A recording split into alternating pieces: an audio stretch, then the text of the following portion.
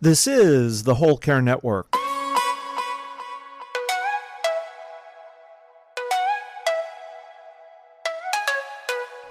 Helping you tell your story one podcast at a time. Content presented in the following podcast is for information purposes only. Views and opinions expressed in this podcast are solely those of the host and guest and may not represent the views and opinions of the Whole Care Network. Always consult with your physician for any medical advice, and always consult with your attorney for any legal advice. And thank you for listening to the Whole Care Network.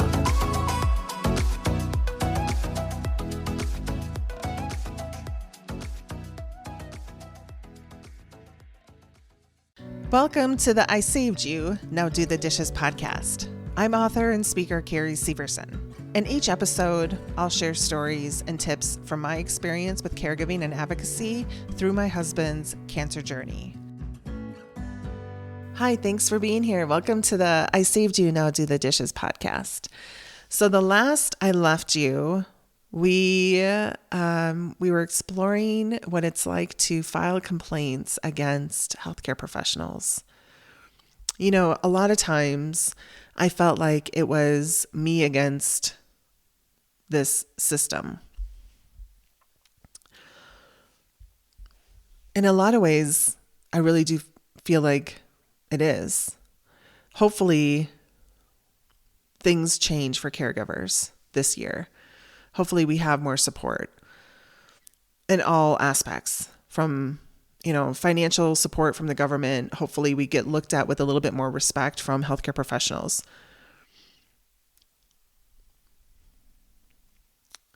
I didn't regret filing complaints. It was something that had to happen. That night, there was a patient advocate volunteer. She was cleaning the floors. I didn't sleep at all that night. I stayed at the hospital and I tried to sleep in the recliner, but it's uncomfortable. I didn't sleep. Gavin was gratefully passed out. They had taken him off the really strong drip painkiller that's 10 times more potent than morphine to allow his body to sort of shift, because this day they were going to put him on fentanyl. And they were putting him on 75 milligrams of fentanyl, 2 different patches. So I'm talking to the patient advocate volunteer, and she's like, "So how's it going?" And I told her about, the day before and what had to happen. And she's like, "Before the shift change, make sure you tell the charge nurse. The charge nurse is the big boss person here. She runs this town. If she says so-and-so is not allowed on the floor, they're not getting on the floor. Make sure you tell the charge nurse." And she's like, "You did right by your patient. Your patient has patient rights, and you did the right thing." And she's like, "If you haven't read the Miranda or the memorial or whatever it's called about your patient rights, be sure to check it out. It's in the hospital's website." I hadn't. I didn't even realize we had patient rights until I was sitting across from the patient advocate representative that was explaining what was happening and what was violating Gavin's rights as a patient. He was not being treated fairly. He was not being treated kindly, and that was against his rights. So if you are a caregiver and you've never explored your patient rights, be sure to check it out. It should be on whatever hospital network you're with. So 6 a.m., this woman comes back to the room, and this time she's got the charge nurse with her. And I guess I was tired of having to talk about it. I was apprehensive. I didn't want to make any big of a deal about it. I just wanted to move on. So I tell the charge nurse everything that happened. And she reiterates the fact that I'm doing good. I'm working, doing everything that she would do if she were an advocate. And again, she mentions patient rights. It's a big thing. Great. I feel really good about it. So I see the shift change happen. I introduce myself to another nurse, grateful the same one isn't there. And this one I really like. Like, she's really bubbly. She calls Gavin honey. She's very sweet. I like exhale. I know we're going to have a different experience. You know, the first thing that she notices is that Gavin has, his arms are puffy, and it's because they left in the ER department, actually put in a new injection site for some of the drugs or something, and they left the actual like port in his arm, and it was getting infected. So the first thing she did was take it out, and she wrapped it, and she's like, there's no need for this. He doesn't need this. And she's like, I'll make sure it's clear, but if they have a problem with it, they can talk to me about it. And I'm like, good. I feel good about this. I go downstairs, I get coffee, I come back for rounds, have a conversation with the doctor. And, you know, Gavin went through the night. His fever was manageable. He was moving in the right direction in terms of feeding. Everything was going in the right direction. They were worried about pneumonia. So what was happening that day was he was going to get put on fentanyl. He was having a speech and swallow therapist come and basically approve or disapprove whether or not he could orally consume water. He really wanted to try, you know, we'd spent weeks, 6 weeks at that point, being essentially scolded by speech and swallow therapists about him not using his throat, that he was really concerned. He's got this feeding tube. Is he still supposed to be trying to get something in it? He didn't want to lose the function of his jaw or his throat. So somebody was coming by to essentially approve or disapprove him using it.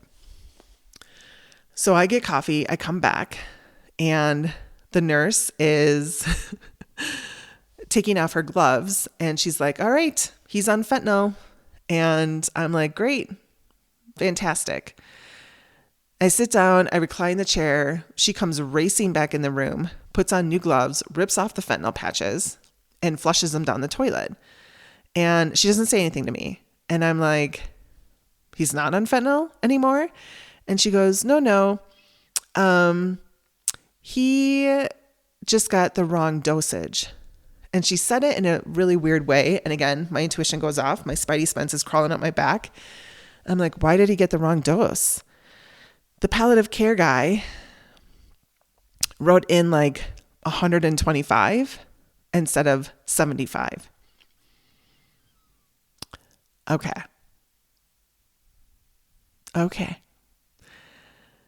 All right, people, listen up. I'm tired. You know what I mean? I don't want to have to look at everything you're doing. But if you're trying to kill him, I'm going to have to micromanage. So she goes out. A couple minutes later, she comes back with different fentanyl. I come out of the chair. I walk over to her and I'm like, I'm sorry, but do you mind if I, and she goes, absolutely. And she holds up the 2 patches for me to see and read. And I'm like, okay, math, girl math. Got it. 75. Perfect. Thank you. All right. So caregivers, medical advocates, it doesn't hurt to ask, do you mind me looking at what you're giving him? What are you giving him now? How much are you giving him? Ask to see medical notes, medical records.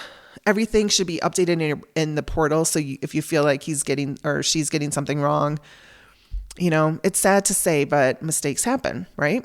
Everyone's human. That was a human error.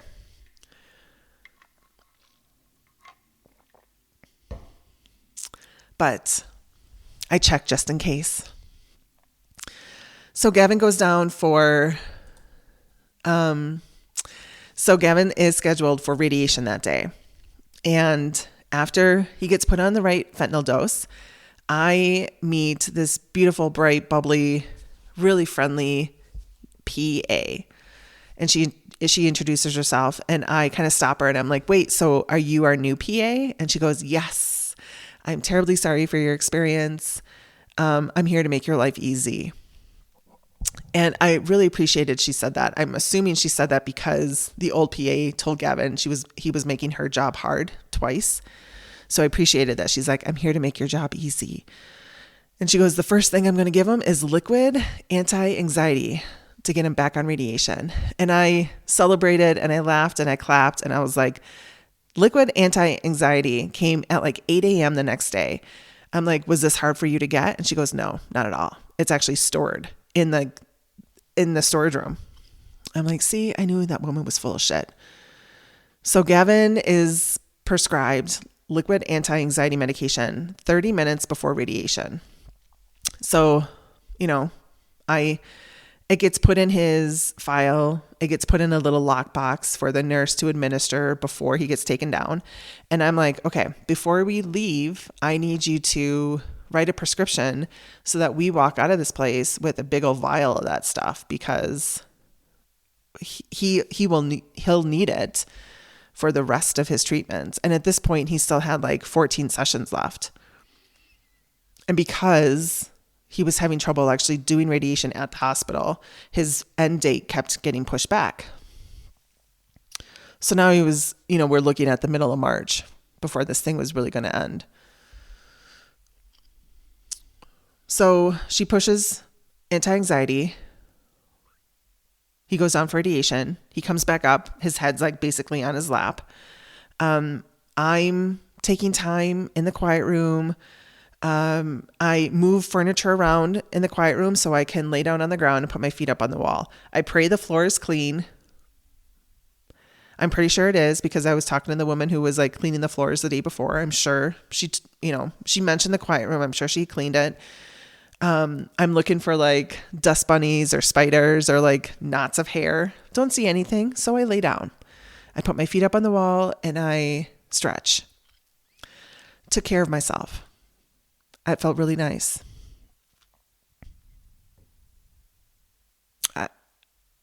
It's hard to do in the middle of everything, but even, 15, 20 minutes, it felt nice. So Gavin's off the really strong drugs. Fentanyl is working. He's in less pain. He's alert in the afternoon. And the speech and swallow therapist comes over to basically check to see if he can take, small sips of liquid. And the only way to really test that is for him to do it. So we're all standing in this little tiny space next to his sink in his room. And she hands him a little Dixie cup full of water. And she's like, I want you to take the smallest sip and then swallow hard. Let me see you do it. And he does it, and his eyes practically bug out of his head. And we're looking at each other in the mirror, and I'm shaking my head, and I'm like, nope. And the speech and swallow therapist says, yeah, no, I'm sorry. Your vocal cords are so wet. I'm so worried you're going to get pneumonia. You can't swallow anything. And he hands her back the Dixie cup, and he goes, I agree. But it still didn't make it an easy thing for him to accept.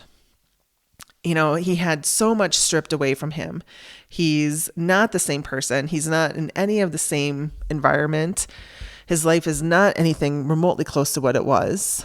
And now, he had one more thing taken from him. He can't eat, and now he can't drink anything. I mean, everything had to go through the feeding tube. So he climbs back in bed. It's pretty, it's getting later in the day. He falls asleep. I turn on like a superhero movie. I go get myself something to eat. I come back up. He's still sleeping. He wakes up. He puts on the same superhero movie, not knowing that I had it on for him before. And I can't help but think we're getting closer to him having to come home. And I don't want him at home. I can't imagine doing all this by myself. Anti-anxiety, fentanyl, oxy, gabapentin, liquid or magic mouthwash, crushing up pills, flushing with water. Not to mention formula, which I still didn't really have a grasp of. I'm like looking at this bag that's hanging from this machine. And a woman gave me a piece of paper, but that was it. It's crazy how much changes and how fast it changes. It was the end of February. He had started 6 weeks before.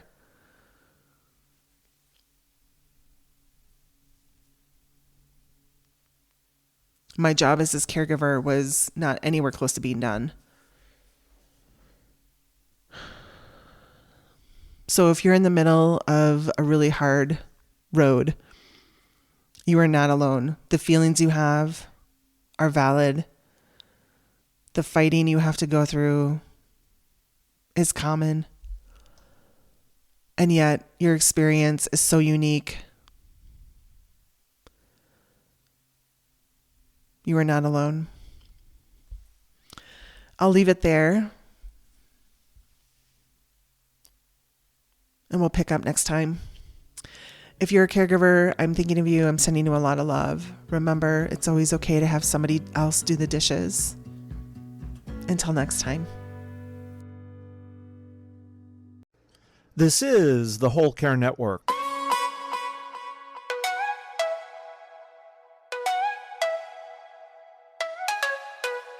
Helping you tell your story one podcast at a time. Content presented in the following podcast is for information purposes only. Views and opinions expressed in this podcast are solely those of the host and guest and may not represent the views and opinions of the Whole Care Network. Always consult with your physician for any medical advice, and always consult with your attorney for any legal advice. And thank you for listening to the Whole Care Network.